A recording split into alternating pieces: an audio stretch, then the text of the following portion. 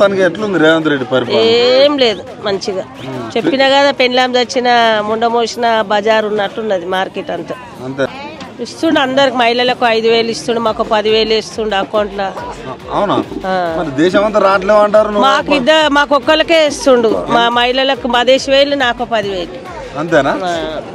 15,000 వస్తున్నాయి. పింఛనే 15,000 అంటే బ్రహ్మాండంగా ఉన్నది. మళ్ళీ ఏమనుకుంటున్నావు? పెళ్ళాం ముండ మోసినట్టు వచ్చిండు వాడు. కాంగ్రెస్ పార్టీ పో, అడ్డమైన కాంగ్రెస్ ఏమన్నా ఉందా మంచిగా? పెళ్ళాం ముండ మోసి కూర్చుంటది మూలకు, అట్లా అయిపోయింది రాజ్యం అంతా.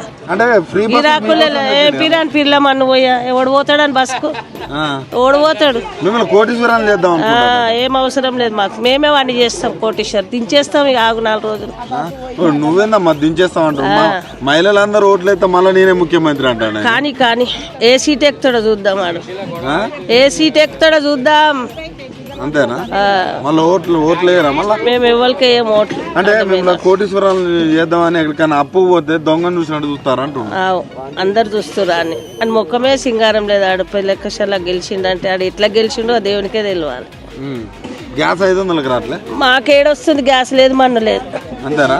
కరెంట్ ఫ్రీగా ఏది లేదు, 0 బిల్లు లేదు, కరెంటు లేదు, గ్యాస్ లేదు, పింఛన్ 2,000 ఈ నెల ఆ నెల దొంగ సచ్చినోడు ఇస్తుంది. అవి కూడా కరెక్ట్ లేదు. ఈ నెల ఆ నెల వస్తున్నాయి, ఆ నెల వస్తుంది.